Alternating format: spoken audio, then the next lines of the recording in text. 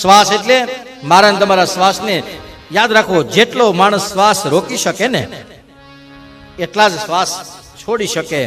જેમ શ્વાસ રોકવામાં તકલીફ ન પડતી હોય એ માણસને લાંબુ આયુષ્ય. એટલે સવારના પોરમાં બીજું કઈ ન થાય કઈ નહીં, પણ સવારના ઉઠી અને શ્વાસ રોકવો જોઈએ.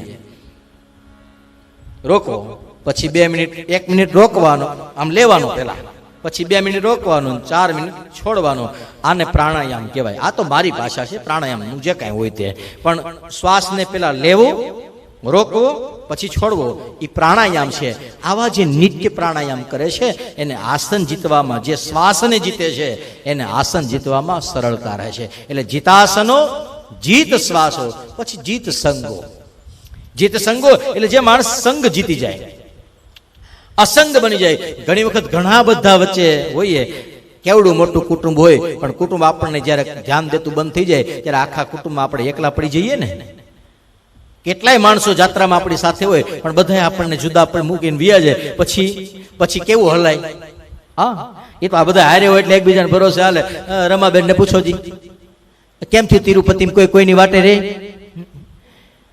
હા, એટલે એની વાટે રહી આપણે અટવાઈ જાય. આવશે જેને આવવું છે ભાગો કે બધા દોડ્યા જ કીડા, બધા આમથી આમ આમથી આમ આમથી આમ જે આવ્યો હતો એને પૂછો તિરુપતિ ની અંદર.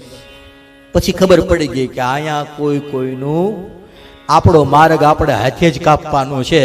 એ જે સાદા માર્ગનું છે ને એવું જ અધ્યાત્મના માર્ગનું છે. જીત સંગો બધાની વચ્ચે હોવા છતાં જે એકાંત શોધી લે છે એને ભગવાન ભજવામાં સરળતા રહે. પાનબાઈ કહે છે, એ સંગ તું કરો તો તમે એ વાની રે કરજો રે, પ્યારે ઉતરશો ભવ પાર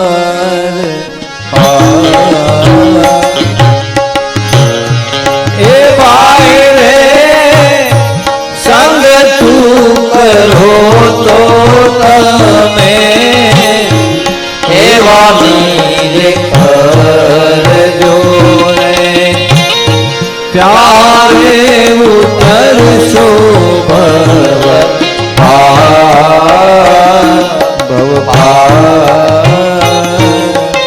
પાનબાઈએ પૂછ્યું કે એમ કેમ ખબર પડે કોની ભેગું કોની યારે સંગ બેહીએ તો ભાવ પાર ઉતરી જઈએ? એમ ગમે આમ ગામમાં તો હજારો માણસો આટા મારતો હોય, ઓળખવો કેમ? ગંગા સતીએ કીધું સાંભળો, હજી કહું. વચન વિવેકી જે નારી પાનબા બ્રહ્માવિક લાગે જે વચન છે, જેનામાં વચન સિદ્ધિ છે, જેનામાં વિવેક છે, જેનામાં ધૈર્ય છે, અને એવા બધા જે છે ને એનો સંગ કરો. કેમ? તો કીધું એને બ્રહ્માજી બધા પગે લાગવા આવે. નરસિંહ મહેતા વૈકુંઠ મળવા નતો ગયો તો કે ભગવાન આવ્યા હતા જુનાગઢ. હા, મીરા વૈકુંઠમાં ગઈ હતી, દ્વારિકા વાળાએ બોલાવી હતી વિયા અહીંયા એમ. તુકારામ ગયો તો પંઢરપુર કે વિઠ્ઠલના થયા હતા કુંભાર બનીને. હા, ધોળામાં ધના ભગત ગયા હતા, દ્વારિકા વાળો આવ્યો તો. ફતેહપુરમાં ભોજા બાપા ગયા હતા, ભગવાન આવ્યા હતા. વીરપુરના જલારામ બાપા ગયા હતા, ભગવાન આવ્યા હતા. હા, હતાધારના આપા ગયા હતા કે સામેથી ભગવાને કીધું તું જા, ગુગળનો ધૂપ આવે તો જાય. બ્રહ્માદિક લાગે, બ્રહ્માજી પાય લાગે. પાય ક્યારે લાગે? એની પરીક્ષાઓ હોય. 15 દી માળાઓ કરીને કામ ન થાય, માળાઓ તોડીને ફેંકી દો, આશ્રમે આવતા બંધ થઈ જાવ તો ધીરજ રાખવી પડે. એ માળાઓ તો હજી પાછળના બાળવામાં કમાઈ વહી ગઈ, હજી આ નવાની તો તમારે કરવી પડશે. તો એ માળાઓ કામ કરે. 15 દી કરે હવે અમારું કામ નથી, એમ થોડું થઈ જાય. આ પૂર્વનું છે પેલા બાળો, પછી નવી માળા કરો, ઈ ઉગે એમ. એટલે ગંગા સતી પાનબાઈને કહે છે કે મન નિશ્ચય હોય મેરુ રે લગે પણ જે ના મન લાગે નહીં પાનબા પાંગે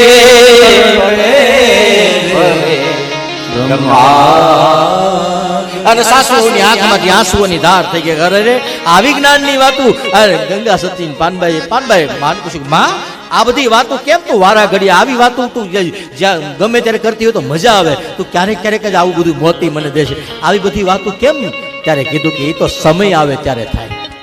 હા, બધાની વચ્ચે બધી વાતો ન થાય. અને હું તને શિખામણ દઉં છું, ધ્યાન રાખજે, જેની તેની અરે બે ગમે ત્યાં ગમે એ ન વવાય. એટલે પછી પાછી આગળ ભજન લખ્યું એક, કુપાત્રની આગળ વસ્તુ ન વાવીએ, પાન સમજીને રહીએ આપણ ચૂ. મરને આવીને ધનનો ઢગલો કરે રે મોટો, આવે મોટા મોટા ભૂપ. આ બધી અવસ્થાને તમે પાર કરો પછી એ તુર્યાતીત અવસ્થા છે. હા, ભજનની ભાષામાં એમ કહેવાય કે તુર્યાતીત છે. રામ બાપાને કોકે પૂછ્યું કે તુર્યાતીત એટલે શું કહેવાય? ગોદડિયા બાપાના આશ્રમમાં રક્ષાબંધનના વળતે દિવસથી કથા કરીએ છીએ. એ ન્યા રામ બાપાની ચેતના બિરાજે. રામ બાપાને કોઈ ઢસાની ધર્મશાળામાં પૂછ્યું, બાપા આ બધાય વારા ઘડીએ તુર્યાતીત અવસ્થા ગાય છે, આ તુર્યાતીત એટલે શું કહેવાય? એ અવસ્થા કેવી રીતના પ્રાપ્ત થાય? એ અવસ્થા હેને કહેવાય? એ અવસ્થા પ્રાપ્ત કરવા માટે શું કરવું જોઈએ? કયો તો ખરા. તે રામ બાપાએ દાંત કાઢતા કીધા કે ઘીહોડા ડીટી આવી ગઈ.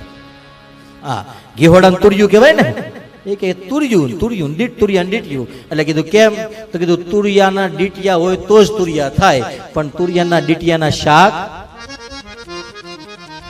ઈ જ્યાં સુધી અવસ્થાને પ્રાપ્ત નથી કરી ત્યાં સુધી ડીટિયા ભેગું વળગી રહેવું. પણ પછી એમ લાગે કે હવે પાકી ગયો, હવે સમય આવી ગયો, એટલે એમાં બહુ સોયટું ન રહેવું, એ ડીટિયું મૂકી દેવું અને આમાં ભળી જવું. એ તુરિયાતીત અવસ્થા.